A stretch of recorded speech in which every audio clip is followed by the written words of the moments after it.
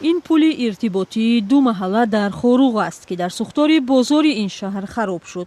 شب 28 می بیش از 50 دکان بازار خوروغ سوخت و بر اثر یک ترکیش پل ارتباطی آسیب دید. مقامات سبب سوختار را رسش کوتاه ناقل‌های برقی دانستند و ترکیش را از بالون گازی مایع در آشخانه سری راهی نامیدند. ضرر سوختار را مقامات 1 میلیون سومانی حساب کردند. تاجران در صحبت بدون ویدیو با رادیوی آزادی گفتند بیش از 5 میلیون سومانی ضرر دیدند.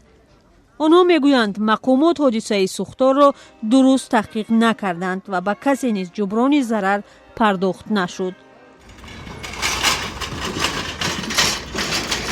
حکومت ولایت بدخشان بعد بیش از 1 ماه حادثه از آغاز بازسازی قسم سوخته بازار خبر داد.